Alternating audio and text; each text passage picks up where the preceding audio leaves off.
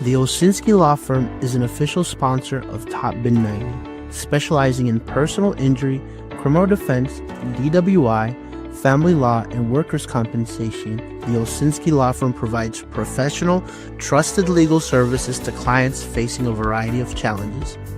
With a team of experienced attorneys dedicated to protecting your rights, the Olsinski Law Firm is the legal support you can count on. Hi, I'm Justin Olsinski, the founding partner of the Olsinski Law Firm. Me and my wife started this firm back in 2010 with the sole purpose of providing excellent service to our clients, giving our clients a personal touch because we had worked in bigger firms where we saw that not happening. We handle criminal defense matters, civil personal injury, wrongful death, workers' comp, and family law matters. We have a team of attorneys that care about the outcome of your case, and we will fight to make sure that you get the justice you deserve. Hello, and welcome to another episode of the Top Bin 90 podcast. We are back. It's been a while. We went on a long stretch of not doing podcasts, just like Charlotte FC is on a long stretch of winning streaks. So we're back today, and we've got two of the best MLS guys I know. We have Mr. Brian Bam Maurer Media. How are you today, Brian? Doing well, man. Just trying to remember how to do a podcast. Nice. And we also have Mr. David from the Yeti Clan. David, how are you today? Doing good. Thank you for having me back on. Nice. Awesome. Hold on. Okay, perfect. We're good. Awesome. Sorry, guys. We forgot how to. I was they thought I was just making a joke. Yeah. I was like going through some stuff, and I'm like, okay, now we're good. Awesome. So we got a lot of stuff to talk about tonight. Obviously, we have to touch on Luis Suarez's suspension. The man who bites, the man who spits. He does a lot of stuff. It's been a while since we did a pod. We're going to talk about Charlotte FC's 8-game win streak. We're going to talk about Dean Smith's suspension as well, because that's going to be key this weekend. I want to ask you guys, what's the realistic expectations for this team? Where could they finish? Because, this hot form, not even the most optimistic people in Charlotte FC expected it, but we're in a really good position now. And we're also going to touch on this Miami preview, right? And so I guess we'll get started with that. Let's go into the Luis Suarez suspension. Obviously, we all know Seattle Sounders, Inter Miami, Leagues Cup match. Really good match. Seattle went and ran away with it, especially the last 20 minutes of that game. Yep. It ended 3-0, right? Obviously, Seattle wins, but okay, this is a little controversial, but one of the things I like about having Miami in a final is, one, there's people that love Messi that are going to watch, and then there's people that now hate Inter Miami that are hate watching. Yeah. So I honestly think some of that is good for the league. Yeah. What's not good for the league is the attitude that some of these guys have, a.k.a. your Luis Suarez, where he's spitting on a coaching staff, your Sergio Busquets, where he's punching young players, right? And so obviously we heard back now, Luis Suarez has kind of like been the face of what everybody's seeing, right? Because just spitting is just downright disrespectful, right? 6-match ban in the Leagues Cup and a 3-match ban in MLS. And I'll start off with you, Brian. Talk to me about this suspension. Is it fair? Do you think he should have gotten more time? How do you see this? I think you could have easily seen it get more time, but I think also when you look back at other incidents similar, it was Ache is the other recent example. He got three-game suspension. So it would be hard to justify giving Luis Suarez more outside of the fact that the reasoning would be like, well, it's Miami and we got to balance out the fact that we can't look like we're favoriting Miami. Like, that would really be the only reason you could give for why you would extend him further than that. So it being, I think you'd have, once you have established that that's the criteria of what that suspension is, with a previous incident, that's pretty much par for the course. Is like, this is what the time frame is, because Ache is also he's a big star, especially in this right in this hemisphere with being in North America. So like there's no real reason where you could justify giving Suarez more time. Should spitting on a coach or a player have more time? Yeah. Yes. Has there been a precedent where it's only been 3 matches? Yes. So, I mean, I kind of get that, right? Yep. And so, David, give us your thoughts.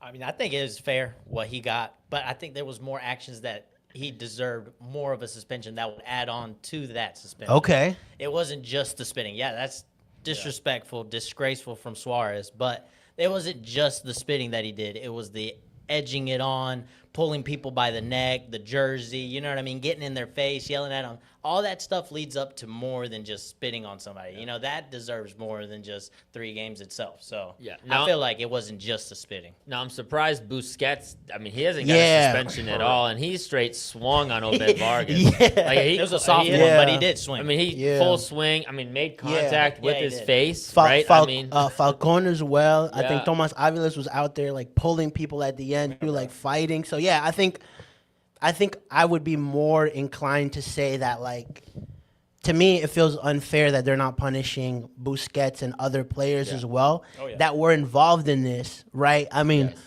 obviously Suarez is the face of this now. One, because, yeah, I mean, spitting on someone is disgusting and terrible. But also, like, you look at the career of this man, and he's had so many incidents, right? So it just 10X's, you know, this instance. But, yeah, so I think from a league's perspective, like 3 matches is the right amount of ban that you would give a guy like Luis Suarez, just like Brian said, based off the Hector Herrera spitting, because it was the same thing, right? But also, I think the league really needs to look at itself, and like it's really looking like you're showing Miami some favoritism, where there's multiple incidents happening. And there's just one thing that happens, and it's a 3-match ban on a star player. yeah, they just looked at the big incidents. Okay, well, this is dragging all the headlines, so we have to address this, but where we can avoid it, we will. And so I think that's what it looks like on the back end. Nice. And how much of a miss would you say Suarez is for this match against Charlotte FC? Because when you're looking at it, right, like Suarez with half of a knee is still out here like dominating, scoring, one of the top scorers of the league, which from like if you're just looking at it from a pure football perspective, it's amazing that this man is still producing at the level that he is. Well, if you look back at that game against Seattle, Suarez really outperformed everybody else for Miami in that game. He set up both those chances in the second half, one for Allende and one for Messi. I could not believe Messi missed that chance. Yeah. One of the great misses I've ever seen Messi have in that kind of situation. In a final like that, you just expect him to put it away. So Suarez set up both of those looks. And so if you're going to look back at that game without the spitting incident, Suarez might have been the best player on Miami in that game. And so he's a massive, massive miss. His ability to combine with Messi up top really sets them apart in a lot of ways, where it's just like they can do things together that you just can't defend. You don't have a choice. You just have to like let it happen. And so without Suarez, you have an ability to at least close down Messi in a different way that you couldn't otherwise. And so I think from that perspective, it's a huge advantage for Charlotte. For sure. Yeah, I mean, honestly, like I feel like Suarez is going to be key, like a key player that they're missing. Yep. But also, we're going to have a key person missing in Dean Smith now. You know, he had his 3rd yellow card accumulation, which means he misses this Miami match, right? And I'll turn it over to you, David. You know, I mean, like, you know, having your coach on the sideline, right? How important is that? It's going to suck for sure, but you've seen it. Dean Smith's tactical changes and his stability that he's brought to this team has been huge in this 8-win streak that we've had. And I feel like even though he's not going to be on the sideline, that doesn't change. That's the tactic is still there. The mentality is still there because we've seen it. We're not giving up the late goals. We're not collapsing late. We're actually finishing games off. And that's thankfully to the players. You can't blame that on Dean Smith. Even like before when we were collapsing late, that's not something that Dean Smith can control. That's on the players. So the players are finally backing up Dean Smith. So I think it's going to be okay. It's going to suck because he's not going to be there, but I feel like the players are finally getting it and doing what they need to do to get them results. Maybe he could be with you guys and the hooligans at the Tell them Pippas. to come on. That'd be great. That would be awesome. Nice, yeah. Brian, talk to me a little bit about that as well.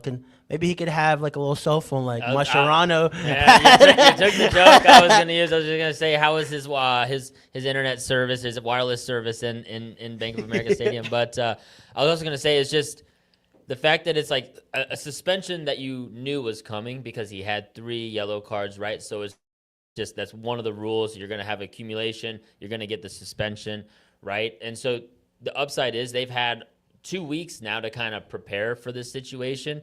They can game plan around, okay, Dean can essentially coach before the game even starts, right? This whole, since the last, and they had a bye, right? So he's had 2 weeks to kind of prepare Christian Fuchs and all these guys to kind of get set up. Like, hey, look, these are the different situations you might deal with, and this is how I would handle the situation. And then obviously they still have to make the call, but at the end of the day, they can really kind of plan out this game in a bunch of different scenarios that might come to pass and how to handle the situation. It's not like you pick up a red card in the 30th minute, and now you just hand the game off to an assistant, and you're kind of winging it on the fly.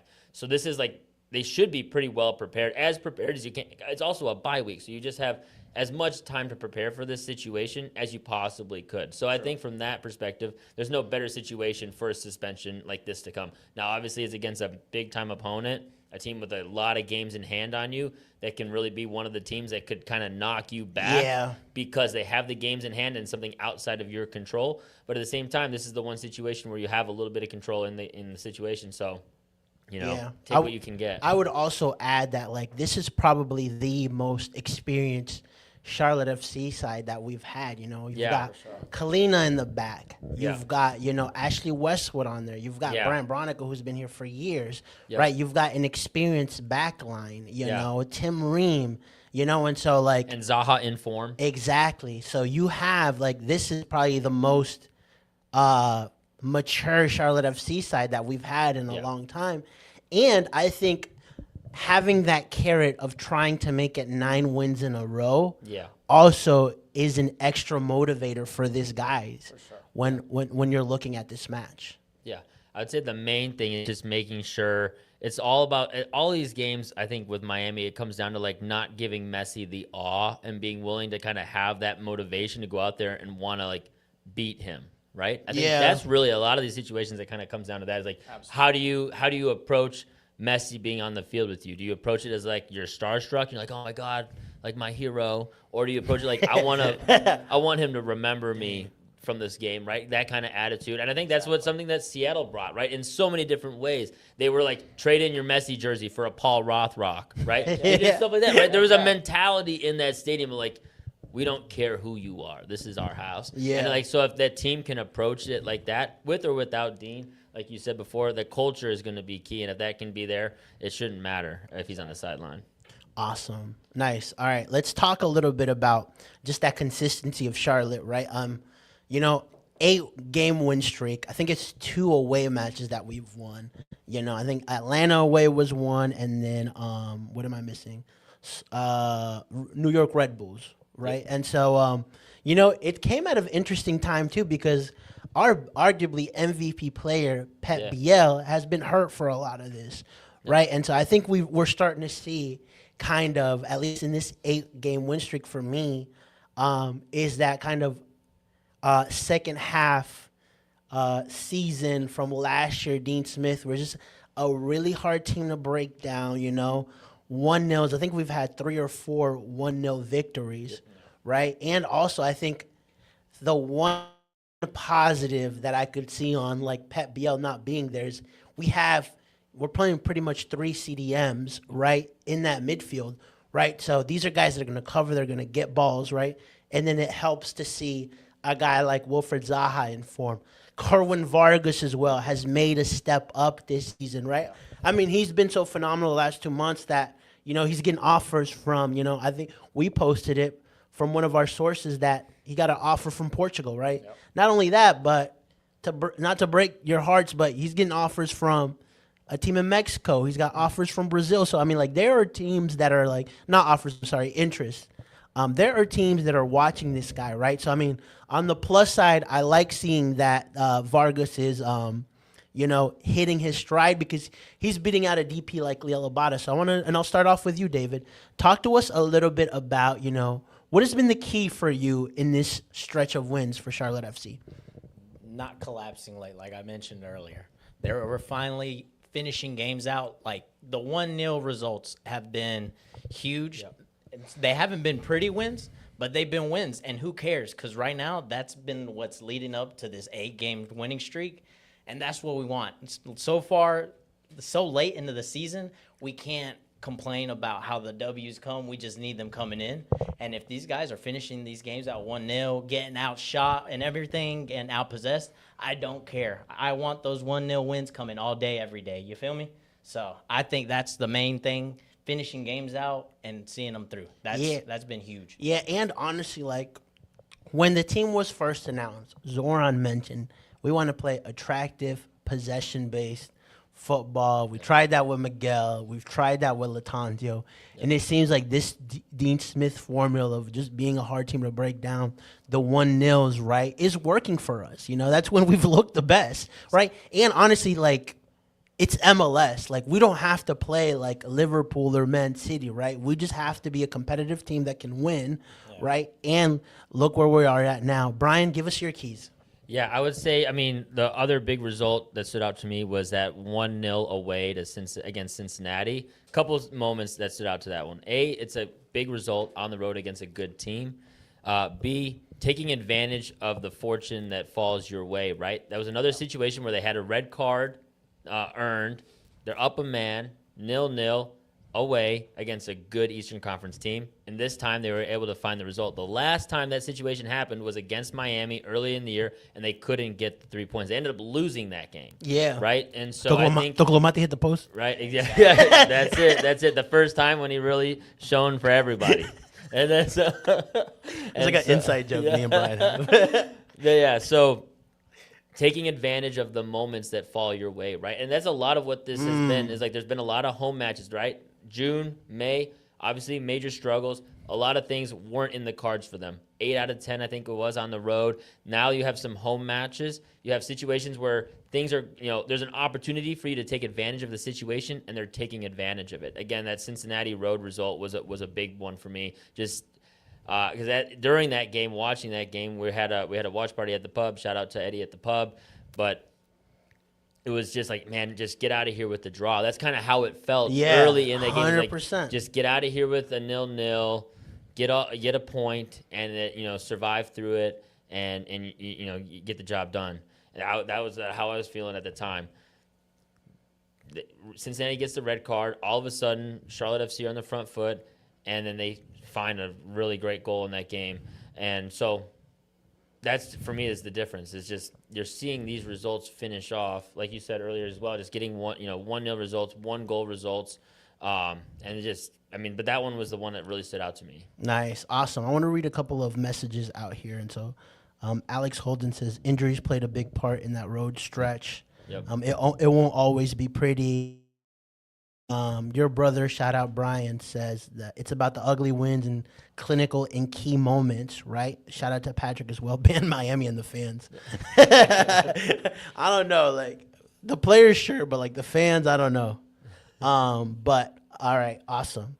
So yeah, phenomenal 8-game win stretch. I want to touch, because we haven't talked about this as well, bringing in Drake Callender to Charlotte FC, right? Obviously, we're going to ask the questions. If you're bringing Kalina out, I'm going to ask him, how do you feel about Drake Callender? Yeah. And so through these last couple of weeks, I think I really like that Kalina gave, before he was signed, he kind of expressed like, hey, I don't understand why they're doing this, right? And so that's a very truthful statement for him to make. And then after he signed, we asked him again, and he said, I'm just going to compete for my position, right? Like, I've been competing my whole life, right? That is a very professional, that is a very mature answer from Kalina. I mean, he can't control that. He can only control trying to do his best, right? Yeah. When we asked Dean Smith, why did you bring Drake Callender, right? And we asked him, is this guy going to compete for the first to be the number one starting goalkeeper? And he said yes, right?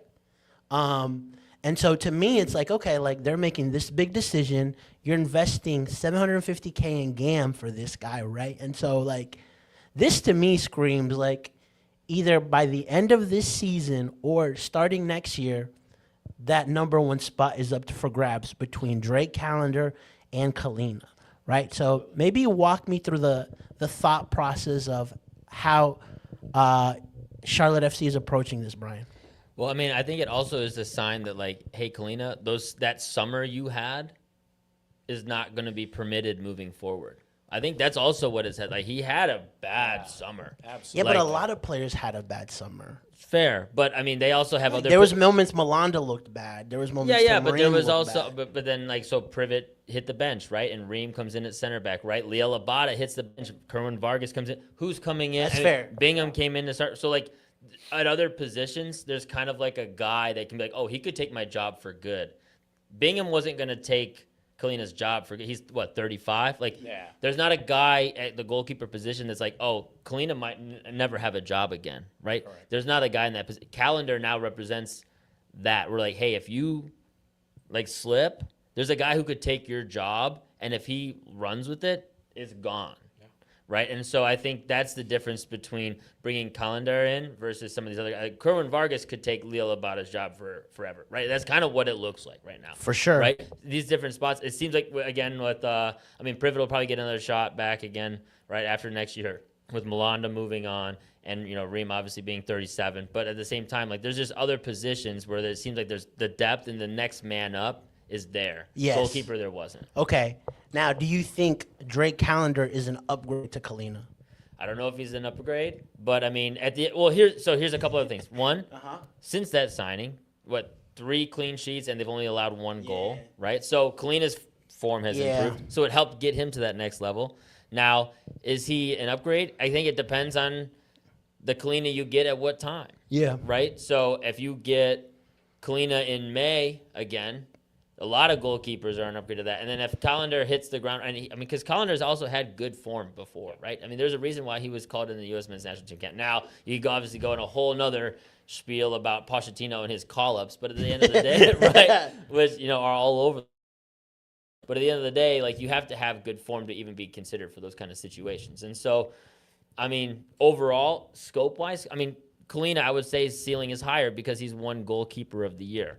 But it's like, do you get the ceiling or, what's the level consistently? And this year we didn't have that. And there was a time when the season was in question, and a part of it was some of those mishaps that Kalina had. For sure. David, talk to us. I mean, I think he's just as good as Kalina. I wouldn't say he's better, but I think he has the accolades to back it up. Like you said, Kalina has the MLS Goalkeeper of the Year. Drake Callender has goalkeeper of the Leagues Cup whenever Inter Miami won it. So, I mean, you can look at it at both sides of the coin and say, like, we've got 2 goalkeepers on hand, so we can't complain. Like you said, there's no room for slip-ups here for Kalina, and I love that. There has to be friendly competition within spots like that for people to show up day to day and on game days. So, I love it. I think it's great. Yeah.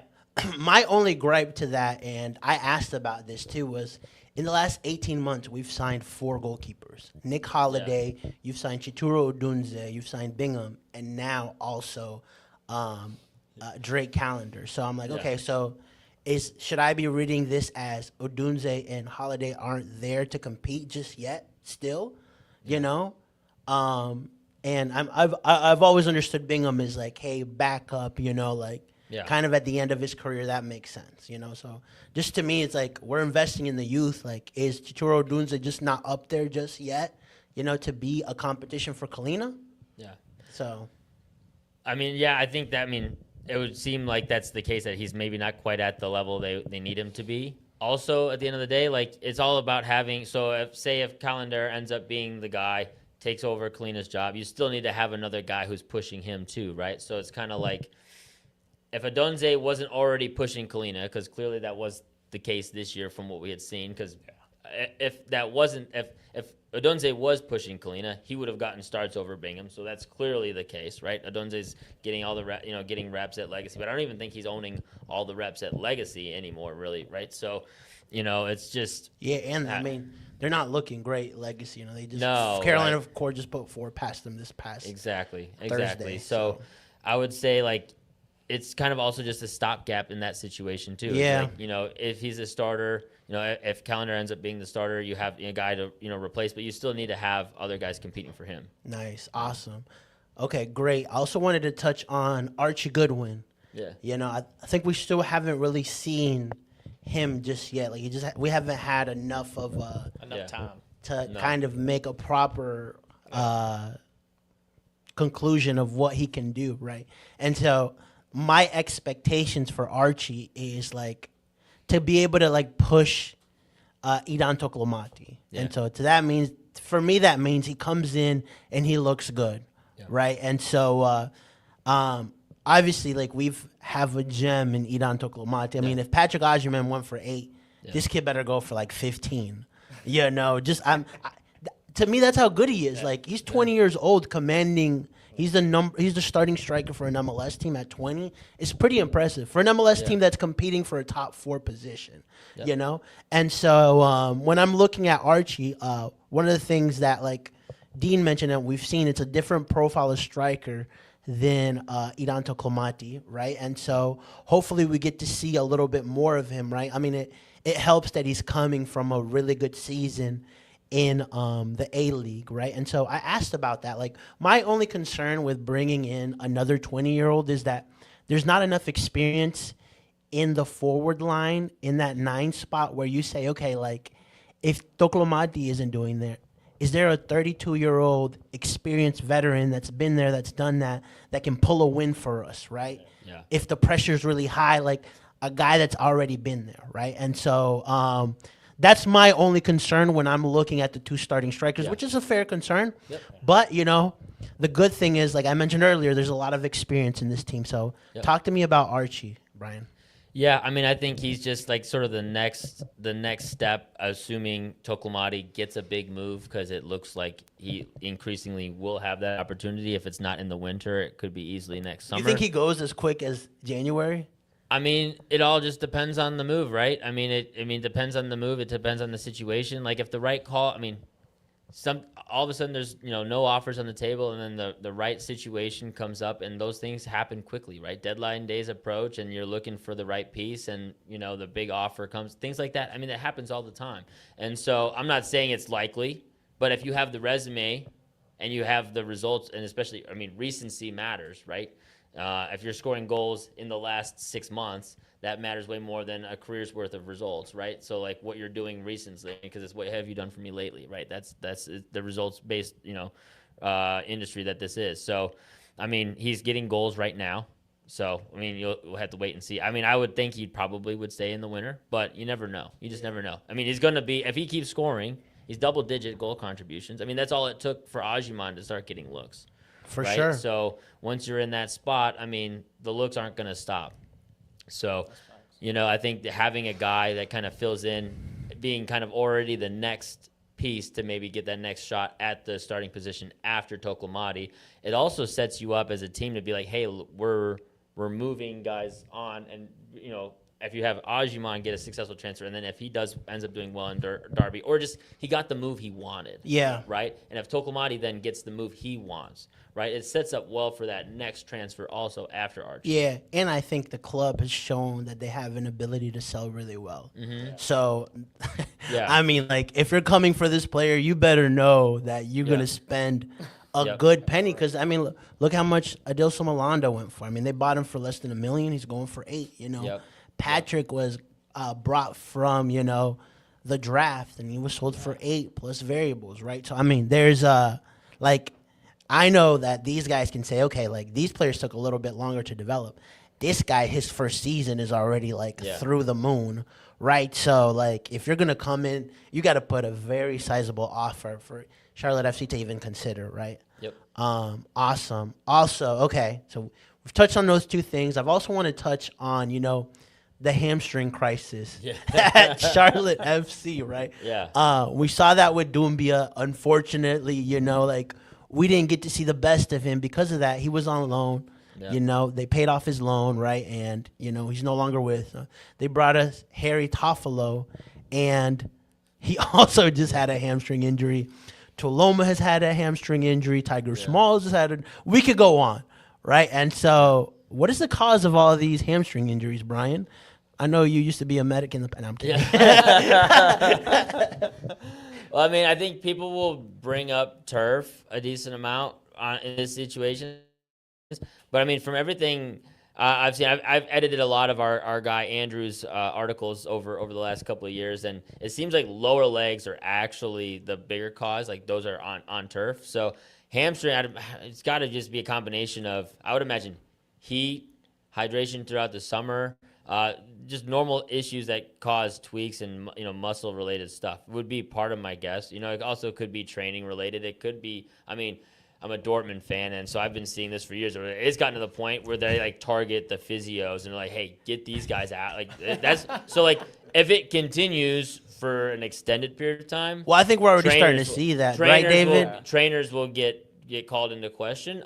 It's been one summer so far, so like it could be a lot of different things. I mean, I don't know. I mean, but it definitely, if it continues, people will start to question either Dean Smith's training a little bit, the way he's setting up his players, or the training staff and the physios and stuff like that. Yeah, I would say it's too small of a window to be able to put blame in any one specific area yet. Yeah, I think that's how I. Yeah, I mean, because I'm like running our socials, I see it like people are like, who's the physio? What's going on? Right? Yeah. Just because it's so many, and especially like the left back position this year has been cursed. Yep. Right, David? It's been cursed, dude. I'll blame the turf a little bit because I'm anti-turf. I'd love for us to have some natural grass. Yeah. But I like you said, I'm going to blame the heat mainly on this. It was a hot, hot summer this summer. I'm going to blame it on the heat. And the hydration of the players, you said, is detrimental, dude. So I blame it on the heat. And also, I mean, you have to think a lot of these guys that are getting hurt are guys that weren't getting regular reps, right? Tiger Smalls not getting a ton of regular minutes, right?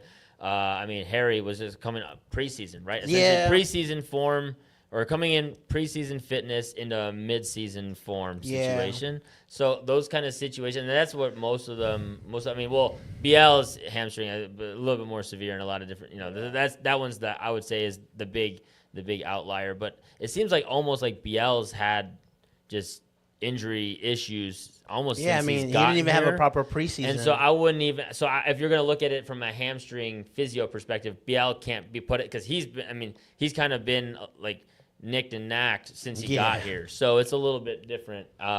Whereas a lot of the hamstring issues that we're seeing this summer seem to be guys that are coming in, not getting regular minutes, things like that for a decent amount of them. For a decent amount of them. Because even like you're right, even Toloma, like he wasn't like he was starting to get minutes with for the team. first time in 3 years. Yeah, his body was in shock. He forgot. A couple of them were debut injuries too. Like or even Doumbia came on, got injured. Toffolo was somewhat like a debut and then got injured. So if anything, if you wanted to put a blame on the situation in that regard, it could be like pushing these guys out onto the field into a game situation maybe too soon. Yeah, so and I think even Dean Smith touched on it a little bit. He's like, hey, maybe, bringing on Harry to start a full 90 was a little bit too soon. Yep.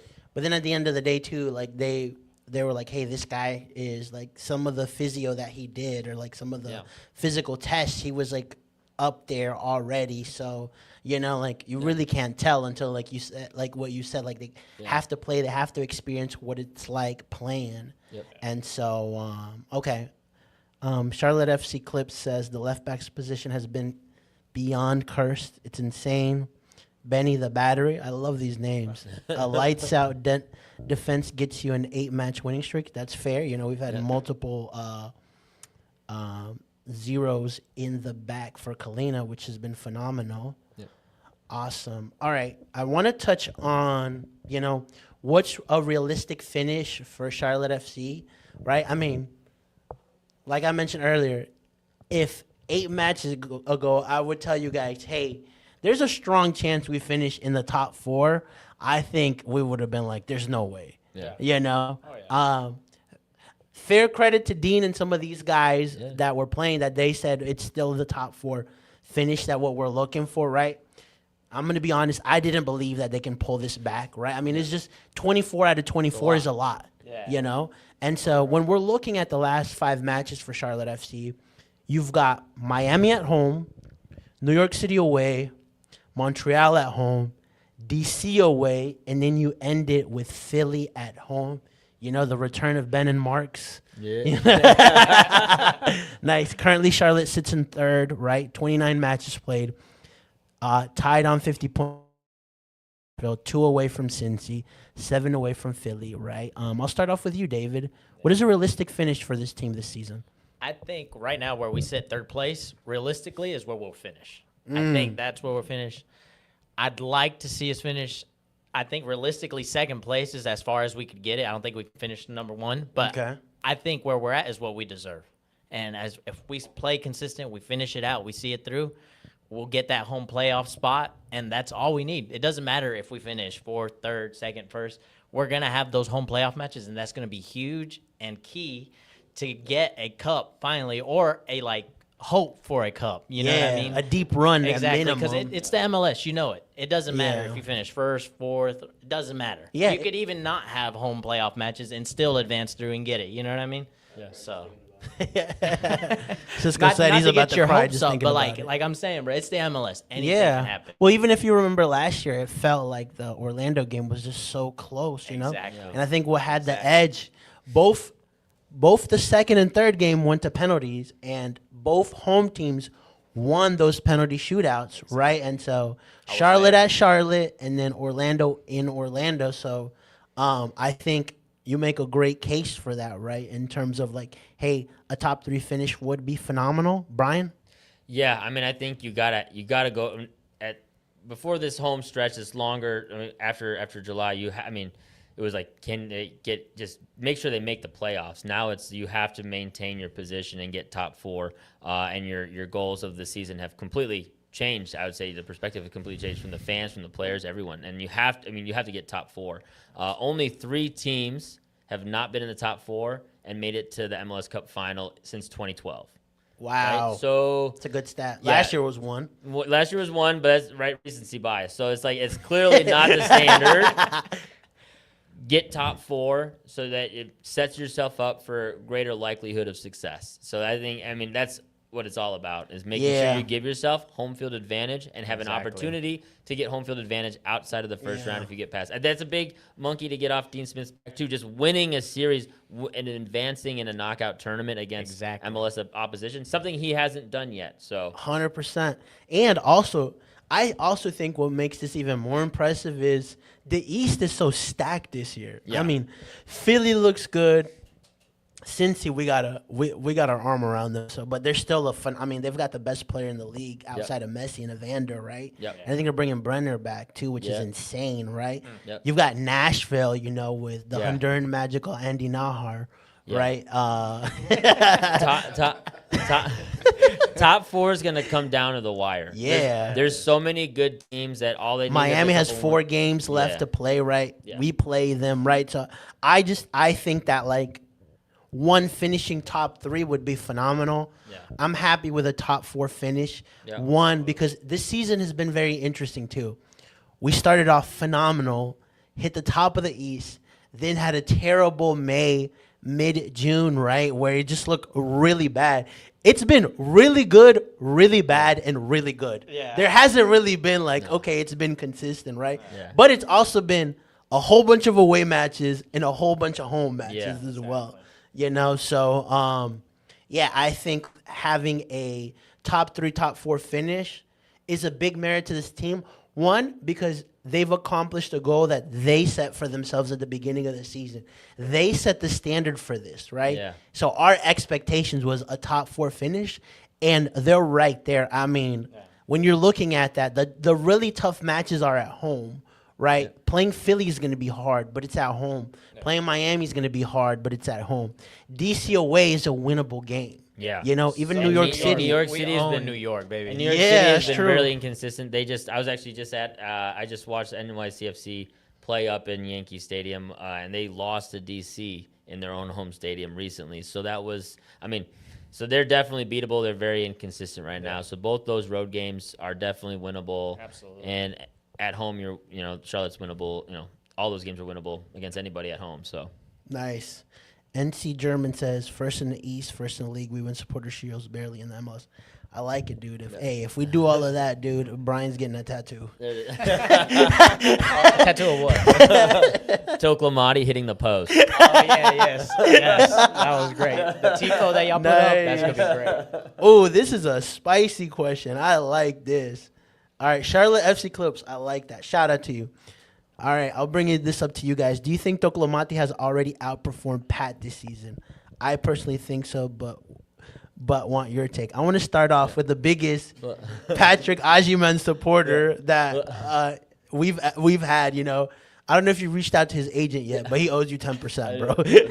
a big cut. I'm looking for a big cut. Well, if you're looking at this season, well, yeah, there's no real argument right at this point. His production has been there, but Ajiman also was on multiple U.S. men's national team camps. For sure. He also, when he was starting, it was during a lot of it was the rougher stretch, right? So Toklamati's kind of come in during optimal time, which is what Ajiman did last year, right? He had an optimal stretch where he was around the team when they were performing decently well, and he was able to find goals and stuff like that. And I think that's when Toklamati right now has found a lot of success. Is you're more likely to find success when the team's playing well and all jiving together. And so right now, Toklamati's definitely got the hand on him. This year, Yeah. he's been more productive. There's no way around So he's that. outperformed him this season. Yeah. You have to see. In total, if you were to, I guess, because that's very hard to do because it's only one season. Yeah. Would you say he's, at least for me, he's on pace to performing better in the time frame that Pat was in the team Yeah. than he was, right? There's obviously other factors, like this is the strongest Charlotte FC squad they've had, right? But also, there's things that I really like about Toklamati that, he gets the players around him to play. Vargas said that, he said he can drop different back. types of players. Yeah, he can make you play with him, right? He has, a really good eye at, being aggressive. Yeah. Hold up play is great. This at 20 years old, he's very impressive for his age. And Yeah. I guess for me, I like that type of striker. That's why I like Swiderski. More Yeah. technical, will come back, help in the defense, right? So, there's just a lot of positives to him. I will say there's also just a different level of expectations that should be put on, right? Toklamati is Charlotte's fourth highest transfer, right? So he should have come in with expectations similar to what the expectations were when Petkovic came in. For sure. Right? And so you have And a player, Aloko when he plays. yeah, exactly. So you kind of have just different expectations on these guys because they're coming from a professional background. They have big transfer fees attached to their names when they arrive here, right? There's standards that have been set. Toklamati has been the one guy in that transfer range that has, met and exceeded those standards, right? I think the difference when you're looking at an Ajiman is there were no standards for what a Division III striker comes in as. That's also obviously with a super draft. That's a great point. Right? It's almost more commendable. And so it depends on again. Context matters. If you're looking at production this year, what Toklamati has done is exceptional work. Yeah. If you're looking at, profit margin, Ajiman is going to wipe the floor with them, right? Because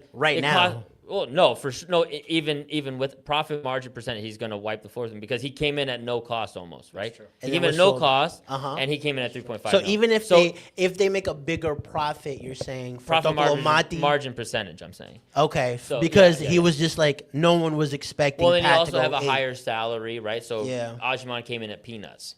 Right? Okay. He was making $80,000 a year. Right? So it depends on the context for which you're talking about these things, right? So Ajiman's first professional performances ever were in a Charlotte FC kit. For sure.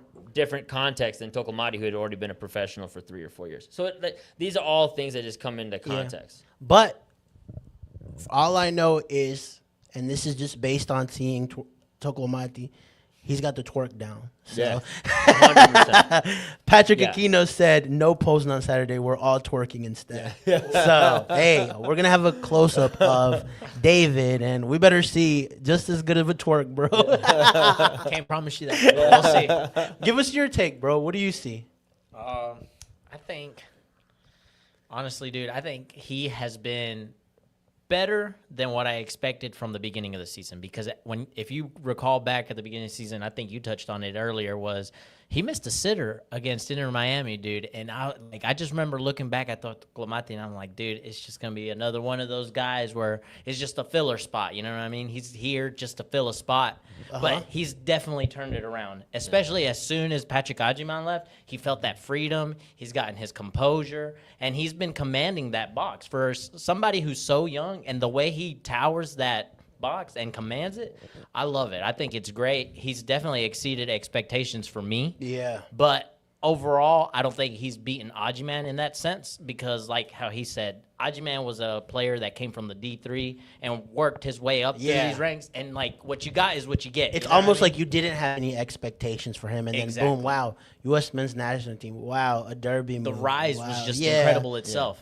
And like, yeah, I mean, it's a fair assessment to make, especially because they like the mechanism that Charlotte FC is kind of using now is like, okay, like let's spend a lot of money on these guys, put them in Crown Legacy to avoid some of these stupid MLS, financial rules, and then we'll put him in the first team, right? And then we've seen it go well with Toklomati, and we've seen it kind of struggle with Pekovic, right? Who they spend a lot of money and he's not getting minutes, and so we'll see what Aloko does. Is he gonna go the Toklomati route or more the Petkovic route? So there's still Now the upside, one more last thing. and Yeah, then we for can sure. Move on, but like either way, and I touched on this back in March. Was like, for me, the striker position wasn't the issue, and I think I was a lot of people pushed back on me on that, and because I was fine with what Agyemang and Toklomati combined were able to produce from that position. Yeah. And you can get it could, for me, I saw it as an opportunity to then be able to make other signings elsewhere. DP, especially DP level, it gives you the freedom to make that other signing elsewhere. Toklomati and Agyemang both have now provided that, right? And so I think on that, that's And important. also- That's an important aspect moving forward after the season as well. And you also have to give credit to like the building of this team, because if you look at it, you get rid of Swiderski, right? Or he goes. Yeah. Right. And now you have Patrick and Toklomati, who, you were expecting Pat to be the starting 9, right? Yeah. And then we just didn't know what Toklomati was going to produce. So they kind of took, quote unquote, a gamble on just having him from the beginning with Patrick, right? And like it's worked out, it's worked out so much that like what they considered to bring in the summer was a guy like Archie. Experience. That's a big compliment, not only to Toklomati, but the risk that I feel like have paid off for Dean Smith. Yeah. So nice. Awesome. Justin Reynolds asks, because y'all have a lot of questions tonight. That's awesome.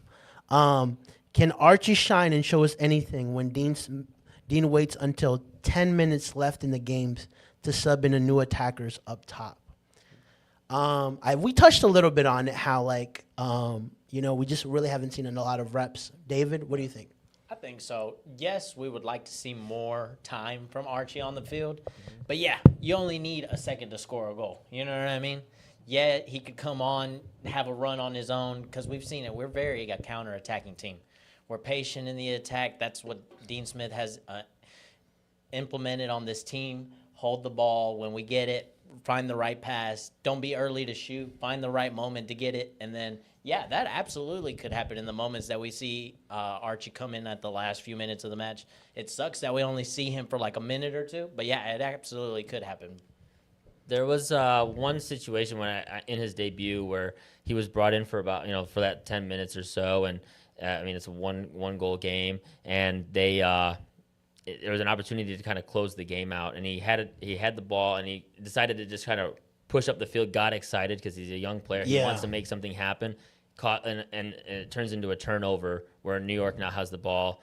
in Charlotte's half. Right. So those types of situations he's going to have to avoid to get minutes, right? Because Tokolomati right now is earning all of the minutes. Yeah. And so Archie's going to have to fill a void in terms of being willing to do a job. Can you help the team close out a game? Yeah. Can you not get overexcited? Can you fill your role? Can you make sure you keep possession of the ball? And don't try to do too much, right? Because that was a situation in that specific circumstance, right? Just one time. Yep. But where you allow a turnover in your own half, and you've got to keep the ball and make sure you finish off the game. And that's what the team has done so much better. Yep. So if he's going to get those 10 minutes at the end of the game, he better show that he doesn't be a part of a bad turnover that leads to an equalizer. Those kind of situations. And also, like, when you're looking at what do we have left in MLS season, you've got one match every week. So there's not like games are coming in thick and fast. So, like, that is ideal for a guy like Tokolomati who will play once a week, will play 70 to 75 minutes to 80 minutes, right? And then there's 2 international windows. One after the Montreal game, right? Actually, no, there's one international window, I'm sorry. After October 4th, right? And then after that, they play the last home game. So, like, it's kind of setting up perfectly for Tokolomati to finish off the season where one match, you're the starting striker, you're going to play 75 to 80 minutes, and then Archie may get 10, 15 minutes tops, right? You know, if he doesn't get injured, God forbid, you know. And so I think from Archie, like you said, he's going to have to show in those 10 minutes, right, like why he deserves more playing time. And right now it's very, very difficult to even fathom sitting Idan Tokolomati out, you know? But at the same time, that's why he was brought in, you know, because he's 20-year-olds and there's going to be time for him to develop in the team. Someone said Idan needs to be careful with the yellow cards. Almost had too late last game. That's true. He can lose his head a little bit. We saw that against Juarez. Yeah, we did, but I don't know. But I don't give that also to the Mexican style of play. They did not expect it to be as physical and Yeah. as scrappy. And you got to expect that when you play against the Mexican side. So. But you know what? Like, and this is maybe a little controversial, but like, if that's in his DNA, I'm fine with it. Oh, yeah, you know, for like, sure. if this is what makes him a good player, Yeah. like, he's gonna make mistakes. Look at Luis Suarez. You know, he's biting people, spitting on people. You know, Yeah, I just called Tokolomati out for that, but Zaha does it all the time. Like he gets heated, he gets into it. That passion is there. So I mean, you can't complain about that. I love that. Nice. Okay, awesome. And then we'll touch really briefly on this Inter Miami match. We've been talking about it through the whole time. But Brian, what's your key for this match? You know, obviously, like, this is a big game. One, because Miami has 4 games on us, right? So if they've won all those, theoretically they would jump us in the table. So it's a very important match. And so give us your key to the match. I mean, obviously, how do you manage dealing with Messi? I mean, this has been the situation multiple times. We've seen Charlotte, you know, manage that situation in the past. 2 years ago, and so it's just a matter of how. I mean, I would say, that's everything, right? How do you keep him at least somewhat contained to where all he has is an opportunity to create one of his magic moments, and he doesn't get anything extra because he's going to have moments like it's unavoidable. Can you keep him to only having the couple of those moments to where there's a chance that he has a miss like he did against Seattle, right? Yeah. But if you just start letting him walk around and, you know, get chance after chance after chance, then you're not going to be able to stop them, right? In that sense, you're going to be giving up a lot of goals, and you're going to get in a shootout, and a shootout against Messi is a dangerous situation regardless. So I would say, how do you maintain Messi? I mean, it sounds like a really obvious analytical point, but I mean, it's you're going up against the GOAT. So we got Brand Bronico, bro. Don't worry about that. But also, just to add to the Messi part, there's a more likelihood chance that he plays for 2 reasons. One, Miami's going to be looking to win this match, right? Because they got to. And 2, Messi's not going to play against Ecuador. He's not I don't know if he's traveling or not, but Scaloni already said he's not going to play tomorrow. So, you know, he's going to be rested up, right? And at his age, like, people complain about him not going to the All-Star. It's another debate that we've already had. But also, like, they're watching him, right? Because he's at that age now where, like, he kind of needs that time. And he's going to have the week to prepare for this match. That kind of makes it worse from our end. And I'm also curious how he responds, because I'd imagine he doesn't feel great about going into a final and getting like walked on 3-0. Yeah, Right? How and does- he missed a goal. Like he and had an then- opportunity. So I mean, there is a chance he could come in fired up. I mean, I've never really. I mean, me growing up seeing MJ in Chicago, that kind of situation always fired him up on the basketball court. So I was just, is that something that Messi uses as fuel? I'm not 100% sure or privy to, but if that is something that, like, if he uses bad losses or just bad situations like what happened at the end of that Seattle game as a motivator to be like, I'm going to show these people like what's really up, like then, that could be a whole other situation that Charlotte has to deal with. We'll see. Hopefully that's not the case. Yeah. 'cause Yeah. We don't need hot and ready Messi. Yeah. You know what I mean? What's your key to the match? I think, like he said, containing Messi, Yep. but I think high press. I think Yeah. we need to definitely play a high press on this one because Miami's a very, very good counterattacking team. And the fact that we don't have Pep Biel right now, we're playing 3 CDMs in the middle, is going to play a huge part of playing that high press. And if we play that high press, we're good at counterattacking team ourselves, so we can play that. And then I think that'll be huge for us. It can't be one of those matches where we're like, just hoping it's a 1-0 win. We got to be pressing and we got to be attacking all around because they're going to take advantage any chance they get for sure. If you look back at the road result when Zaha draws the red card, I mean, he was getting in behind their back line multiple times throughout that early portion of that game. So I think Zaha with some pace, Tokomati with some pace, finding the run in behind and putting Yep. I was just about Miami's to say back that, line in dangerous 1v1 situations, I think will be very key. Dude, I've seen enough from like guys like Falcone on Yeah. Miami. Like these are Very not. susceptible. Yeah, like these are not great center backs, Yeah, And so I mean they've got. I mean PSG is a different monster, but they got really exposed that game. Yeah, They've yeah. gotten exposed multiple times Yeah. in MLS. Yeah. So Get I Zaha agree. 1v1 and should Yup, have good yeah. situations. Hopefully we get to see Tokolomati twerk again as well. So. No, hopefully not because we don't need him getting fined. Which is insane, that they're finding him for stuff like this. Exactly. Brian is asking, is Pep back? We will know for certain during Dean Smith's presser this Thursday. Last one, he hinted that this is the match that they would expect him back. But honestly, I don't think we need Pep from the start, which is perfect. If he can come in, Don't risk it. right, for the last 15, 20 minutes, right, hopefully we're winning the game. If not, he can come in and kind of be the key to break down Miami, right? And so give us some score prediction, guys. I'll start off with you, David. I'm going to go 2-1. I don't think we'll keep a clean sheet, unfortunately, even though how much I would love it for Kalina. But I think we do get away with a win, and it's going to be a 2-1 win. Yeah, I think Charlotte 3-1. Charlotte 3-1. Yeah, I mean, I think, missing Suarez is big. Obviously, them keeping Busquets is, going to be impactful. But I think Charlotte's ability to run against Miami should be a key factor in this game. Nice. Awesome. I think I'm going to go for a 2-1 as well.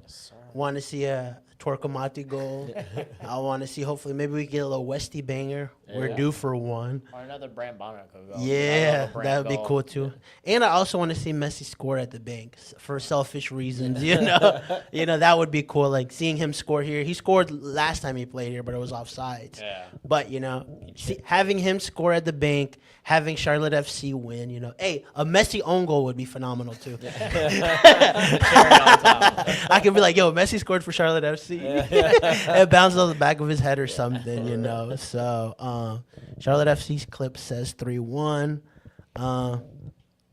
Tell me where. David, where can people find you at? You can find me on Instagram at CLTFC Yeti Clan, and on YouTube we do our own podcast on Thursdays. I don't know if y'all knew that. Yeah, but we did. also cover it on Thursdays. Dude, I've hopped on a couple times. Yeah, you have, but it's not as professional as y'all guys do it. We kind of get off script a little bit and have a little fun with it. So if y'all want to join in sometimes, definitely do. Dang. No. Y'all can. Alright. It's very footy here. So- The guys that I do it with, they're kind of off This is script. David's sometimes. last time here. Nah, I'm kidding. No, you guys do a great stuff too. And so Thursdays, right, at 8 p.m.? 9 p.m. Nice. Okay. Brian, where can people find you at? Yeah, y'all can find me on X at Bam Mauer Media. You can find all my written content, topbin90.com, collegesoccernews.com, Dropping Points, MLS Fantasy Show. I'm all over the place. Yeah, for people that don't know, shameless plug in college soccer news. Yeah. So we recently acquired College Soccer News, a media website covering all things college soccer. We've got a men's soccer poll that we release weekly. We just released the latest one this week. Clemson just took over number 1 rank in the country. North Carolina and South Carolina actually just Phenomenal, ton of really quality college programs. So if you're looking for amateur level sports to watch, tons of quality college soccer all over the Carolinas. We're actually going up to High Point tomorrow. Yeah, High Point versus Marshall, who was ranked number 1 up until this last week. So, that's a good little teaser and more to come. For sure, yeah. I mean, it's a excited brand that we're glad to be a part of. And this is where, we've gotten the Patrick Ajimans, the Andrew Privets from college soccer. There's a lot of value in that. I mean, we were down for Clint Dempsey's jersey retirement at Furman, and, he was talking about that, And he said, I wish that the college season was longer for these guys, but he's like, there's still a lot of value there. And, hey, it's paid off for us. Charlotte's made millions off of a former college soccer player. Yeah. And there's a freshman at Ohio State who's from the Premier League. Yeah, that's right. That's insane. Nice. With that said, guys, Jorge Gonzalez, top bid 90 on all our socials. It's finally good to be back. Hopefully we're back after another Charlotte FC win. Good.